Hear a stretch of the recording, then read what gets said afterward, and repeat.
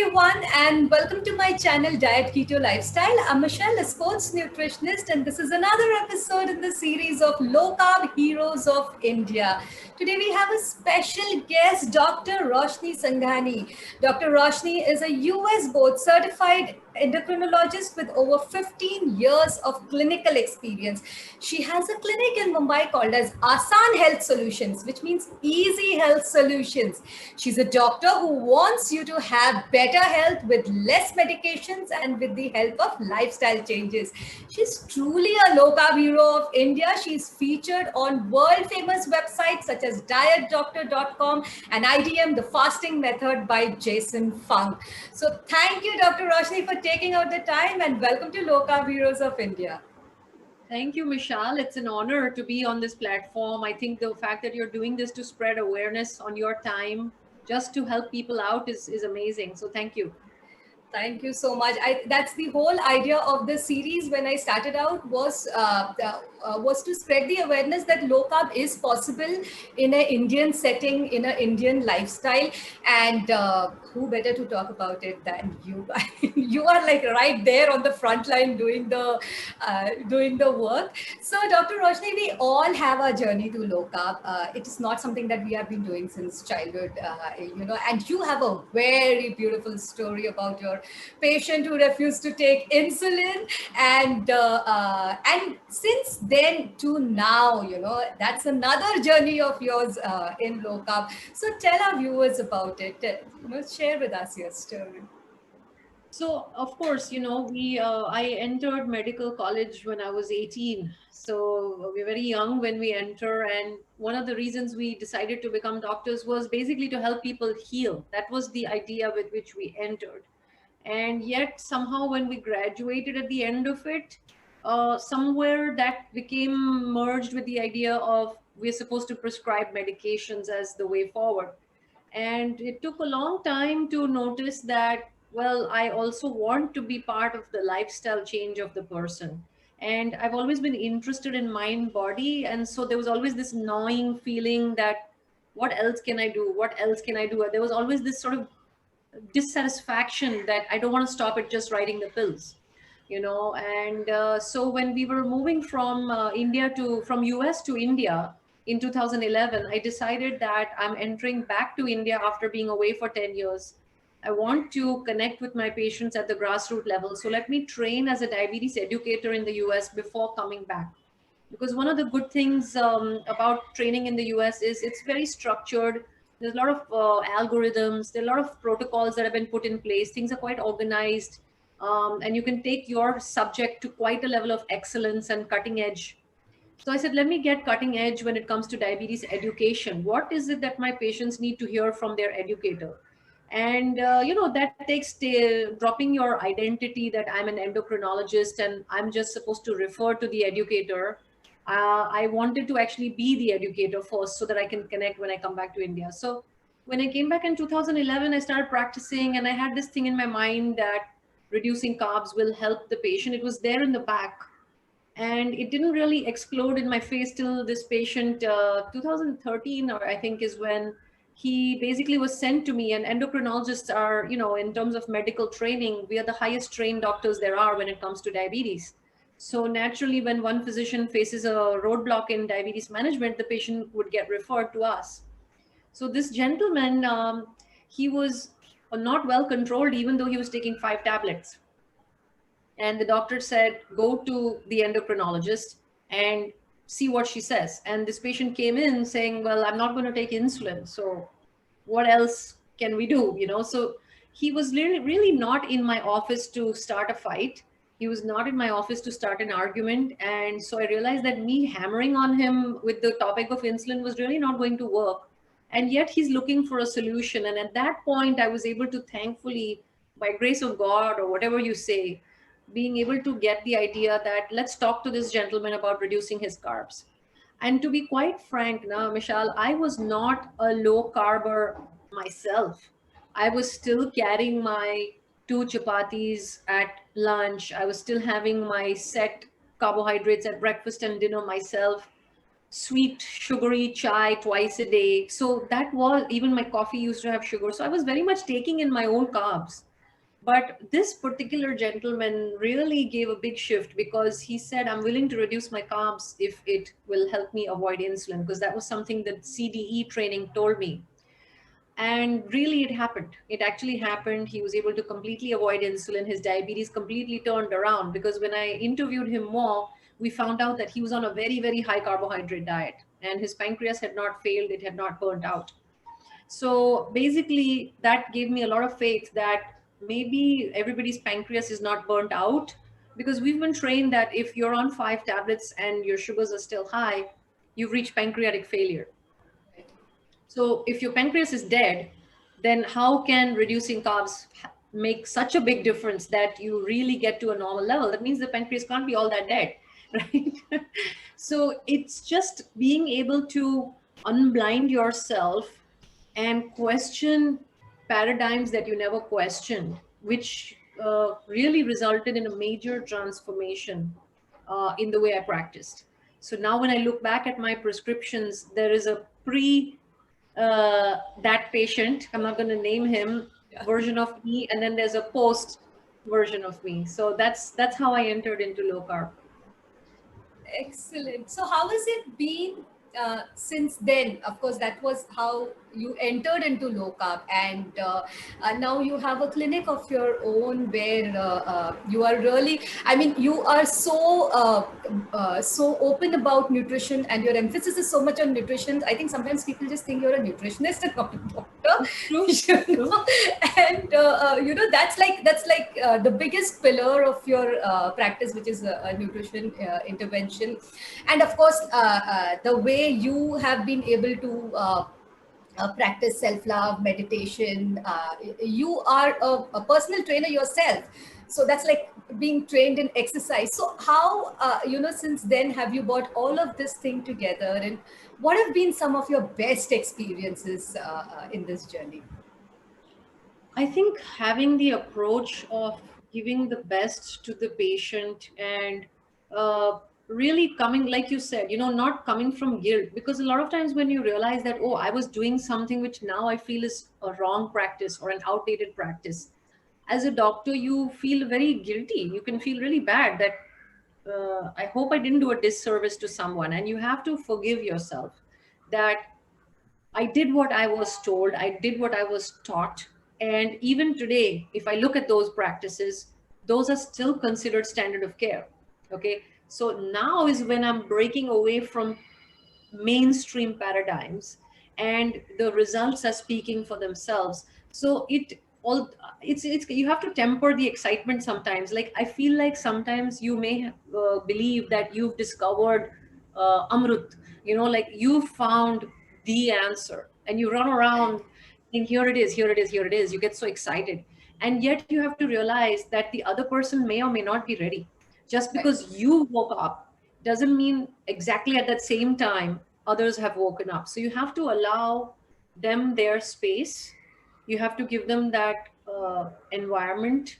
So I think practicing more and more of that has helped me evolve. So it sounds a bit selfish, honestly, but working on this with patients has helped me evolve as a person, as a human being, understanding people better, and of course they transform to such a level. It's always a surprise, it's always a gift, and what we don't expect to come out of their mouth comes. Like one ma'am said that I used to be scared to come to the, when we, before COVID, they used to physically come to the clinic.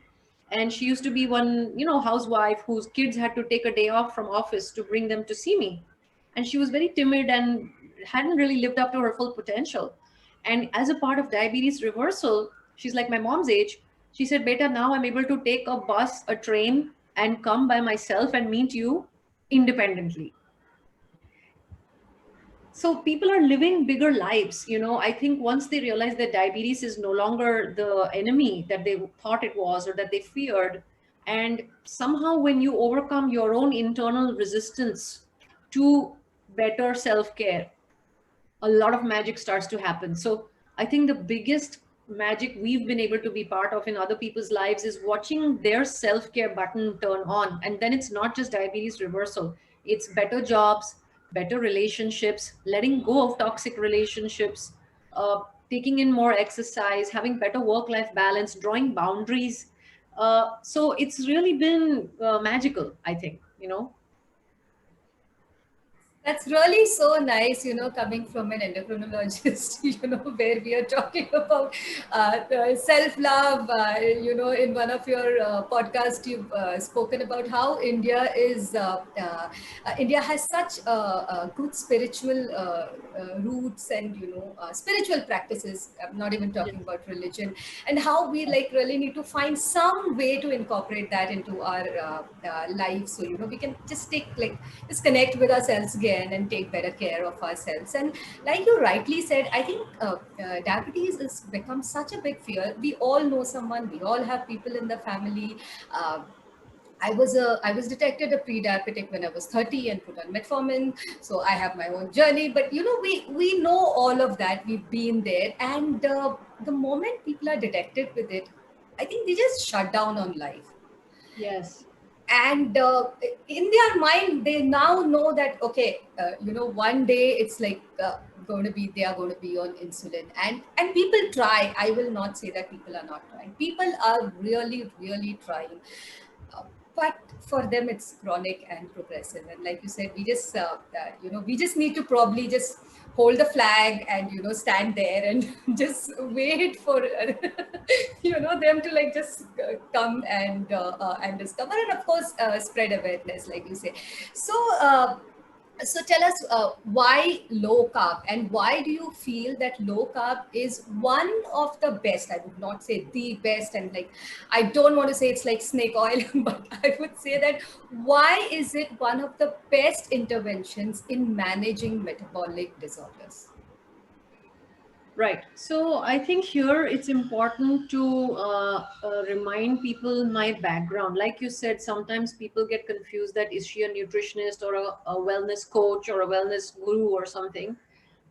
I'm an endocrinologist, which means MBBS, hardcore allopathy, MD medicine. I was a teacher to MD medicine candidates for a year. After those 3 years of MD medicine, I taught for a year. And then 2 years of super specialization in hormones. And hormones include insulin. So when we're talking about diabetes and metabolic disorder, we're talking about a disorder of insulin. People think diabetes is a problem of sugar. Okay. So before we talk about carbs, we should say, let's make sure what is the problem that we're dealing with when we say diabetes, whether it's type 1 or type 2. It is noticed when you see the blood sugar is high, but it's a problem of insulin. In type 1 diabetes, the body does not have any insulin being produced, not enough. And in type 2, the body is overcompensating for lifestyle and maybe some inherited conditions, mostly lifestyle. And the insulin production is not able to cope up, although the production is high. So, insulin is not able to get the sugars into normal range, and then you see the high sugar. So, what does this have to do with carbohydrates, right? If we take in carbohydrates, the body needs insulin. Insulin is required to help those carbohydrates get into their final destination. They get digested by the body's digestion, and then insulin helps to get those carbohydrates into place. Same goes for protein and fat, but carbohydrates are the strongest way to rise up your insulin levels. Why? Because carbohydrates directly, when they get digested, give you sugar. They're directly broken down into sugar. Okay. And to keep blood sugar normal, you need the insulin, and that's how the whole thing happens. So when you have too much insulin because of too much carb, that's type 2 diabetes. If you have too much carb and it's type 1 diabetes, then the doctor will be prescribing you lots of insulin because you feel that, well, I don't have a working pancreas. My treatment is insulin. So as many carbs as I eat, that much insulin has to be given. And in doing it that way, you can have someone with type 1 diabetes end up with actually type 2 insulin resistance because of too much insulin. Although their problem was not enough insulin, we can convert that into too much insulin by just abusing a life saving drug. So, low carbohydrate is the answer for type 1 or type 2 or gestational. Okay. I'll even go so far as to even include Alzheimer's now. They are calling Alzheimer's as type 3 diabetes. This is not snake oil at all. Like you said, There are publications coming out at high speed for these chronic and progressive things, very debilitating. Diabetes is debilitating and very difficult if you start suffering from the damage of it. Alzheimer's, another very sad condition, progressive. We don't have cures for it, and yet they're showing that going low carbohydrate is having some impact on even Alzheimer's. Because at the end of the day, the metabolic problem there is too much insulin. Right. So low carb makes a difference. Right. I mean, you really touched upon all the points here, and especially on the insulin part, because mostly everybody just feels that they don't have enough insulin, and that's why they are diabetic. Right? Exactly. Nobody really knows about insulin resistance, and so they are like having carbs, and they are having medications, and they just believe that okay, someday they will have to take insulin because they don't have enough insulin. Yeah, And right. actually the magic starts working on day one, when you remove the carbohydrates. So as far as food is concerned, and I just want to emphasize a little bit more on the low carb part here. uh, you are a vegetarian. I think you have also gone dairy free for some time now. And how the biggest challenge is, with vegetarians is that they feel that, okay, keto or low carb is for non-vegetarians. It's not for vegetarians. And I would totally agree here. It is easier if you are having meat and eggs. And dairy, but otherwise, if you're trying to do a plant-based diet, or if you're a vegetarian in an Indian settings, they say chapati rice नहीं खाएंगे तो क्या खाएंगे, मतलब, Exactly. Yeah. so how, what are the challenges? What would you like to tell our vegetarian friends out there? How do they get their protein? How do they get their fats? uh, what's your message? Yes. Yes. So again, it's a big shift from low fat. It's low carb. So people will say, but I'm having my chapati, kora, no ghee. And I'm like, I wish you would put the ghee, because you would get more satiety instead of two kora chapatis, one chapati with ghee. So it doesn't need to be zero carb. Okay. I don't require people to go keto for the rest of their life. If they like keto and it works for them, absolutely fine. I don't say no to keto, but I don't insist on keto. Why? Because when you are vegetarian, it's hard. And I think personally, I used to eat meat growing up. I did. And I actually have enjoyed dairy for most of my adult life. It's only in 2020 that I've let go of dairy out of personal choice. But I have enjoyed dairy. I have enjoyed cheese. I've enjoyed milk. Some of my favorite desserts were made of dairy. So I've said goodbye to a lot of my own favorite desserts. But it's still possible to get your protein to target, even being vegetarian, even being vegan. So it will require pulses and beans and tofu, okay, soy based. And again, I'm an endocrinologist. I've come out of my own thyroid imbalance while taking soya products. So we're looking for non-GMO, non-genetically modified soy. But the idea is to feel full. And when people are used to feeling full with itna chapati, itna rice, they feel that my meal size is always a two chapati meal or a 1 cup of rice meal. So the way they quantify the meal, whether it was a sufficient or not sufficient meal, is based on how much of carb they took. That's the Indian way that we serve. Okay. And even parents will sometimes say, no, no, you have to have two chapati, as though that's the currency for the kid has eaten enough. All right. And guess what? We are going to overtake China in terms of diabetes epidemic of the world. We are Okay. almost there in doing that. Yes. So it's just a matter of numbers. Okay. It is, we are, because of our size of population, we are behind China. But if you look at the percentages, we are very, very high. And that has, I think, has a lot to do with the high carbohydrate intake that we have. So it's not working. It's not working. And we have a very young population of diabetes. They're getting diabetes very early. Okay. And whatever we say going wrong with nutrition, sleep, stress, exercise, why adults get type 2 diabetes, our kids are now doing the same thing in their teens. Okay. So the idea is not keto or not keto. I'm not going to get into those political violent arguments, veganism versus keto, carnivore, none of that. Let's find a way for you to go low carb. It's like the difference between spirituality and religion. If you are pursuing happiness and peace, I don't care what you call that. If you're pursuing low carb, I don't care what you call that. Let's not get political about it. If you are vegan, let's say, you will require more of soy products like tofu. You will require more of nuts and seeds and pulses and legumes. And you may end up requiring a protein supplement. Now, by and large, we're not big on processed food, but I think this is one exception where I have decided that because I'm no longer a hunter gatherer, I live in a building, I don't farm my own stuff, I don't have my own animals in my own farmland, okay, which I have a relationship with how they are raised, how they are slaughtered. I'm choosing vegetarianism because I've broken away from that ancestral human evolution. And one thing that I might need to do to catch up on my protein there is the protein supplement. Okay. So while it would be perfect if I could eat pulses and beans all day long and not harm animals and not do all these things that I have in my head, I have to accept that I have a car. I use the internet. So there are some human things that I do where maybe a processed protein supplement is required.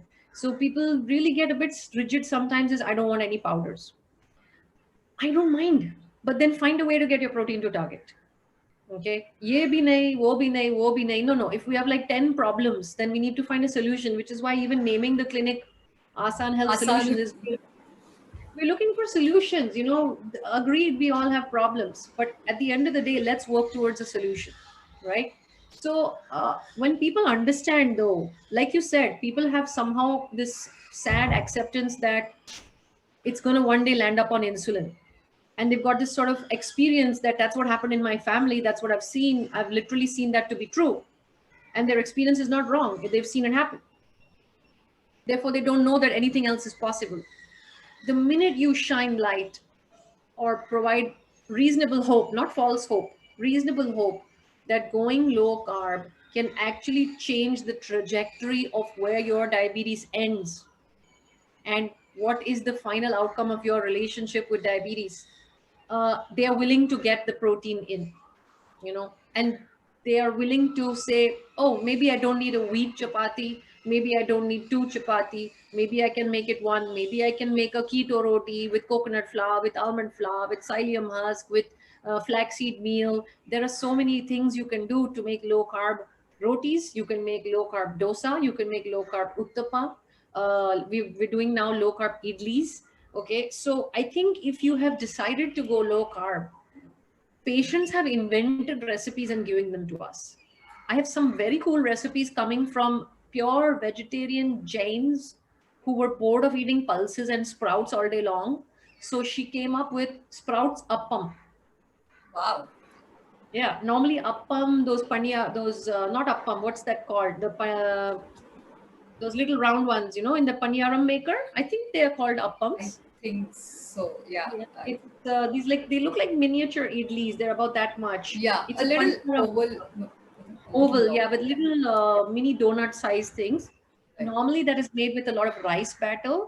And this Gujarati lady was so tired of avoiding rice and looking at the list of sprouts and besan, chickpea flour, that she said, I will make it into a South Indian appam maker. So she made a ground up a puree of besan and sprouts and put all the vegetables. And she steamed it and she served it with her favorite Gujarati green chutney, which is actually low carb. Coriander chutney is low carb, Right. and at the side of that amba haldi, which you take in winter a lot of times, the turmeric and the mango ginger, which is very healthy, right? It's now a low carb meal. She's reduced her carbs, she's increased her vegetarian proteins. Excellent. I totally agree here with you. You know that it's mostly our clients who and our patients who actually teach us more, and it's with experience. Now you have so many recipes, and How do you feel as a doctor who would just prescribe drugs and just wait till the next visit if the patient comes or not? You are here actually involved in their life, and it's so much of counseling. I know this. Like, you must be like, you and your team must be like spending hours and hours, trying to work around their lifestyle, their habit, because it's not going to be like one prescription that fits all. I absolutely know about it. Also, this one thing that I really find very beautiful about you is that you are so open-minded and accepted to anyone, whether you are a vegan or a vegetarian or lacto ovo, or you're having fish or you're not carnivore, whatever works for you, like, actually whatever works for you. And that whole inclusiveness is so important, because I think a little bit I would say that, the whole low carb keto community is always looked down upon, because they will always say, no, you have to eat meat, and no, we are not, my best friend is a vegan, and I'm almost a carnivore, and we just do fine. Like, Exactly. and they're like best friends, like been together for years and stuff like that. And that, Exactly. I think that's what life is all about. So, so how do you find this whole practice of yours? Tell us a little bit about what can people expect in Aasaan Health Solutions. This whole counseling, this whole thing that your team does. Yeah, that was a thanks for asking that. It was a big paradigm shift for me because, again, remembering that we entered the halls of medicine at the age of 18 and you end up doing what everybody else is doing. You end up assuming that's the way it's done, that it is a once in a while visit that is triggered by the patient when the patient has a problem. That's what allopathy came up as, actually, is acute care for immediate problems. You have a fracture, I go. You don't go to see the orthopedic doctor once in 3 months just to say hello. Nobody does that. Okay. And so you go when you have a fracture, you go when you have a fever.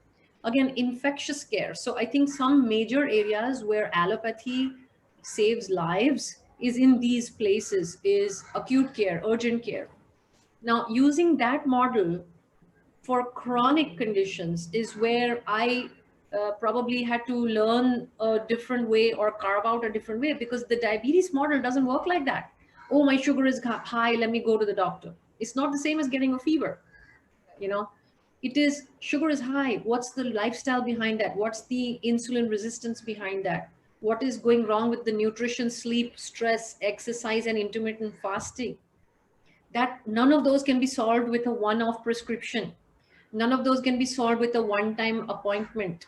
And so there has been a lot of evolution. If I add the doctor in me to maybe entrepreneurship, this is probably entrepreneurship going on, is I think society needs something.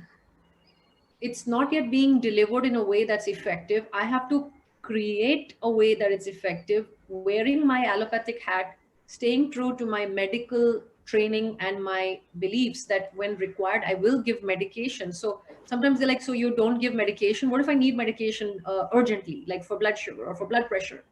Yes, we do prescribe allopathic medication, but with a very tight fist. I will be very stingy with the medication once I've done my due diligence that I really think you need this prescription, only coupled with sensible lifestyle change. So, what we really had to do, which was a major, major paradigm shift, and I did that actually in January of this year, officially across the board, which was a very big jump for me straight in, was no more single visits. Okay. So if you want to work with me on diabetes, it needs to be part of a journey.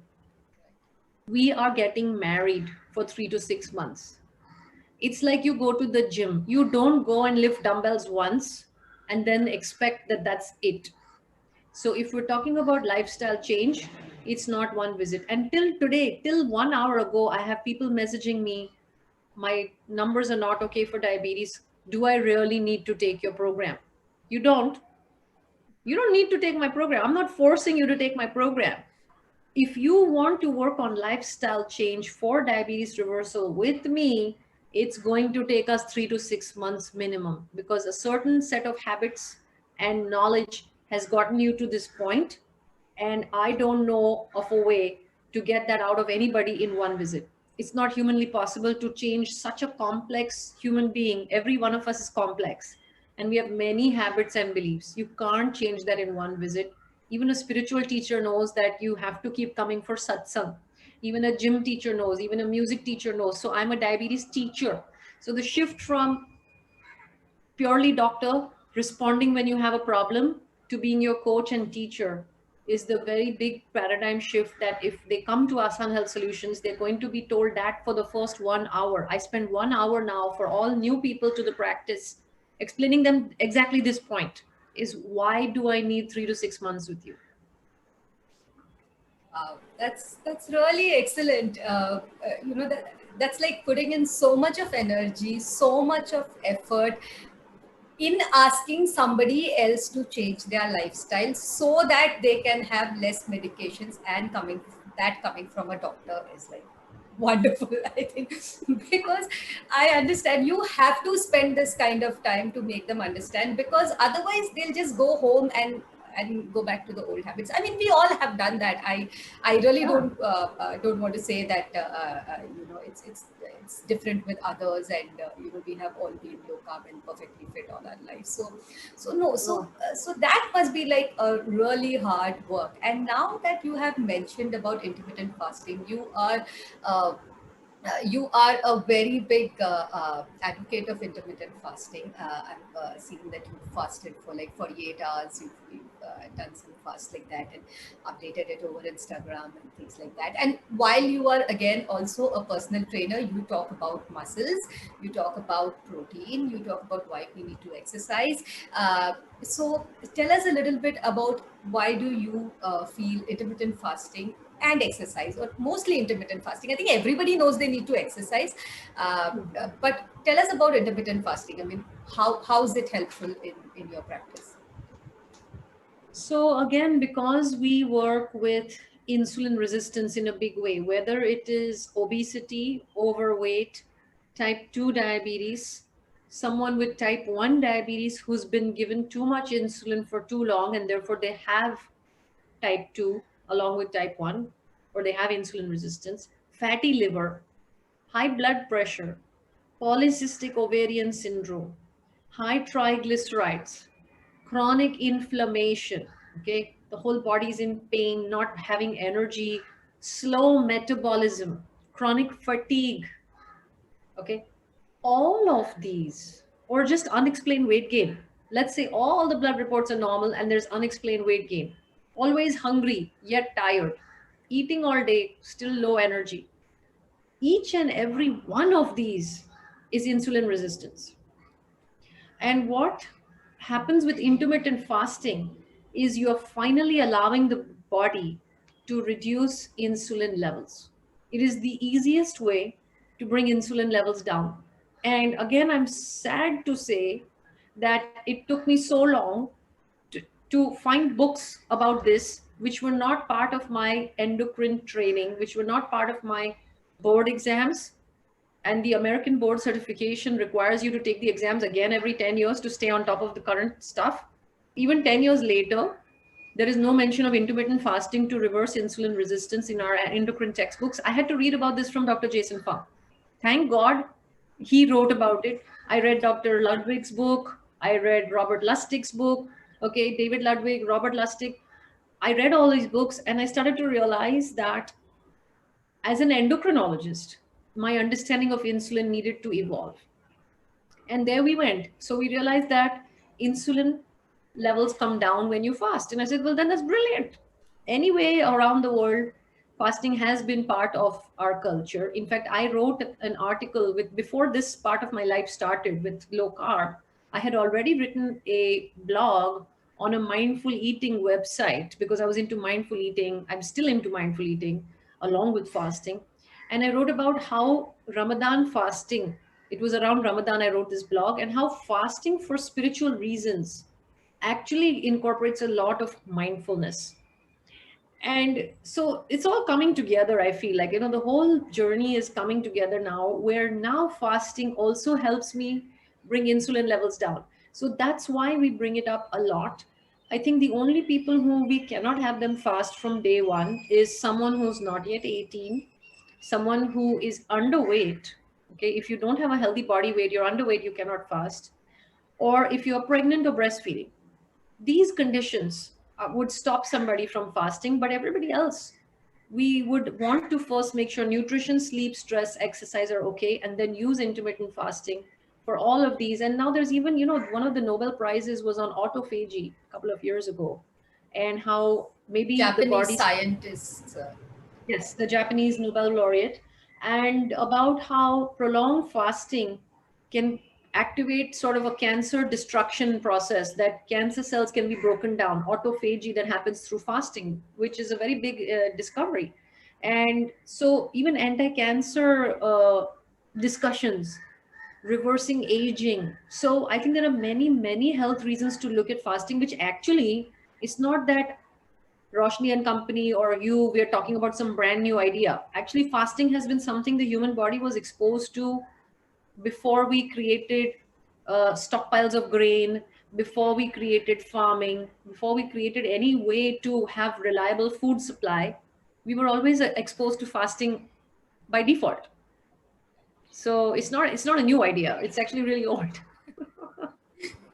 I agree. I think fasting is also taking on this whole next level in people, and for all our viewers, yes, Roshni is an excellent doctor, but this is not a medical advice. Please get in touch with her before you start fasting, or change your medications or change your diet.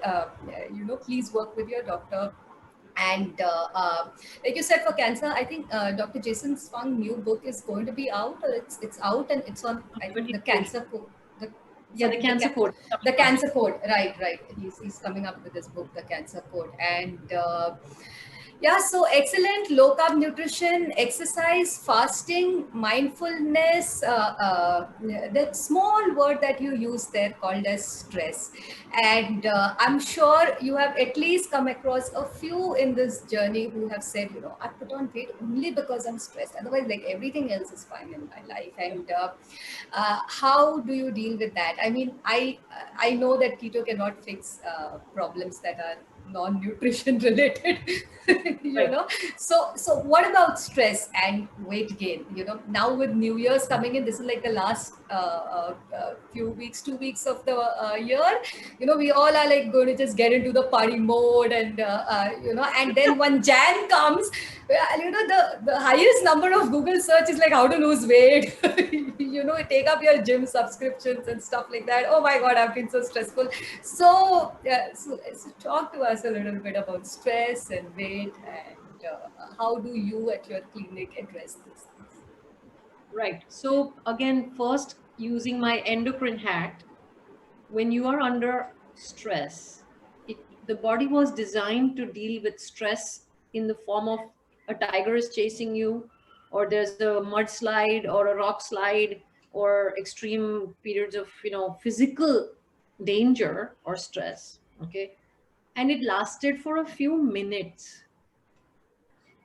Any other animal on the planet Earth except for humans, that's how they still face stress. If it's a crow or it's a cat or it's a dog, okay, they are not equipped to deal with chronic stress. Now the animals that have become domesticated, like dogs that live with us, they can start picking up our stress and become depressed. And there's a lot being said about pets picking up human emotional vibrations. But animals in the wild, their stress is short lived. It's for fight, flight, fright.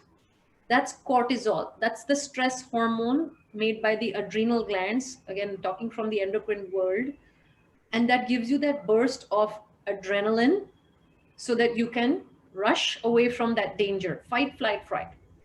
But human beings now have special problems like retirement, college fund, marriage, bad relationships, jobs, promotions, bad bosses. I fight with the boss today, fight, flight, fright, and I have to go see that same boss tomorrow. We have some other issue also which I want to mention here. It's like Please. the whole social status thing. I put on a Facebook post, how many likes did I get? I put on Oh, an Instagram post, how many comments did I get? That keeps us so stressed out all the time. My son is a teenager, and when I tell him that, oh, did you check my Instagram post? He said, yeah, but then my last post had more likes than your this post. And I'm like, are you counting? Sometimes I yeah. even see these kids stressed because of the number of likes that one is getting compared to the other post. Yeah, I'm sorry. No, no, and I have to interrupt also and compliment you. You do not look like a parent of a teenager. You look so healthy and young, and your skin does not show your age. I'm not going to make guesses, but you do not look like you are old enough to have a teenager at home. That's a compliment. I say that Oh, as a thank you. compliment. Thank you. That's the power of keto, I would say, or low About carb. Yeah, nutrition, yeah. and I'm sure a healthy lifestyle all around. But stress, yes. So yes, social pressure, social media, FOMO, right? Fear of missing out. And I think COVID has just exaggerated that whole thing. We've all become physically distanced, and emotionally, it's very hard to connect to another human being. I'm sure if you and I would have done this interview face to face, we would have literally experienced each other's energy field a little more. True. There's a laptop in the way, and I'm looking at a little tiny black circle, which is you somewhere, you know. So it's a bit bizarre. I mean, it took me time also to take to using phones to spread the message, you know. And so there is that difficulty as a stress, you know. So maybe my personal life is fine, but there's a stress of how do I use technology to get out there. So human beings are under all kinds of different kind of stress every day. It's a new form of stress, of course, a pandemic now, but you know, it's the human mind which is carrying past and future and losing contact with the present moment. And I think I can say this only because I learned it the hard way. Again, I was fully qualified and trained as an endocrinologist. I was working, I was fine on the outside. And on the inside, I was going through some of the darkest emotional moments of my life. And I had no training in stress management. School never taught me that. I knew how to become a doctor. I did not know anything about my own emotional management, relationship management. I knew nothing. And I feel bad that people had to experience the previous version of me when I had no idea how to manage my emotions, right? But I guess we had a reason why we were in each other's life at that point with those baggage. And you know, the learning came to me because I was done being unhappy. I finally reached a point zero, or what do they call that, rock bottom, personally. And once again I started to change on the inside, I saw it in the patients. I said, oh, I can really relate to what they're going through. It's made me a very different sort of doctor. So again, in that space of non-judgment, being able to allow them to acknowledge their low points, their emotional eating, their stress eating, the social pressure. And, you know, I'm not going to use the word excuses, but maybe I'll use the word conditioning. Like, and, you know, I did an Instagram post on this 3 days ago where I talked about, you know, this and talked about getting into that holiday mode. And actually, you mentioned January, right? So I had done this and I said, start from tomorrow, Oh, start from Monday, and start from January, right? And there's more. I mean, I'm not going to give the spoiler here, but the idea is we go out of sync with the present moment. And so as a doctor, it's easy for me. I help them connect back with the body. The body is always in the present moment. You can't take breaths for the past, and you can't take breathe breaths for the future. You have to breathe for now. And I used to make fun of breathing as a thing. I was like, who wants to pay attention to breathing, you know? And you take it for granted. But I've realized, you know, that humility comes with some gray hair is, but breathing really does connect you to the present moment. It brings you back into the body. Whereas otherwise we're up here in the mind with past and future, which is a very special human ability, and helps them get back to mindfulness and stress management. So I think coming back into the present moment is one of the most powerful things we work with our patients. I'm not a psychologist or a counselor. I'm just a fellow human being who has 10 fingers and 10 toes, just like you. And I've been through pain. I've been through it. I've come out of it. I still go down. I still come up. I have my moments of self doubt as recent as this morning. Okay. So you still can go through self doubt. And sometimes social media doesn't show you that. It doesn't show you that that person behind that picture still has self doubt issues. Right. So I think keeping it real, but if somebody really needs help, we do refer them out. We do refer them to a spiritual teacher or a counselor, or we ask them to connect back. I have one patient right now who has a faith, and they admitted that when I practice my faith, I'm fine, but I've just let go because of busyness and life issues. So my prescription for this particular client has been, you need to message me on our chat, our 3 to 6 months chat, that you did your 5 minutes of your practice. Their guru or their teacher requires them to do a longer one. But I said, right now you're doing zero, na? So zero and longer one is like poles apart. So before you go from A to Z, let's go from A to B. Do 5 minutes and tell me every day for the next 7 days. I don't want to know about your carbs. Don't talk to me about carbs. Tell me every day, I'm your accountability partner, that you did your practice of 5 minutes. Wonderful, Dr. Roshni. I really don't have words to describe this moment that I'm having with you. Though. Yeah. So as a takeaway message, what would you like to tell our viewers who are like, like I once again said, who are like just thinking कि okay, January से कुछ करेंगे, अगले साल तो diabetes से deal करेंगे, अगले साल तो weight कम करेंगे, कुछ तो करेंगे, and like you mentioned PCOS, we have so many clients, so many patients, so many younger girls. I myself am a ex PCOS. There's nothing like ex PCOS, I'm like just Sure. not there now. So, Yeah. but so many younger girls, childhood obesity, parents really trying hard to give their children right nutrition. So, what's your message to them? Self-love and self-care, first of all. And I think when we plan for, I'll do it from January, again, that's the mind spinning a story. And, the body is with you now. And if you're planning to start self care from January, have you taken that appointment with your body that hold on while I abuse you till January? So I'm not saying don't have sweets or don't celebrate or don't have that one serving of alcohol or something which I'm not having it for health reasons. I'm having it purely for immediate gratification or instant pleasure reasons.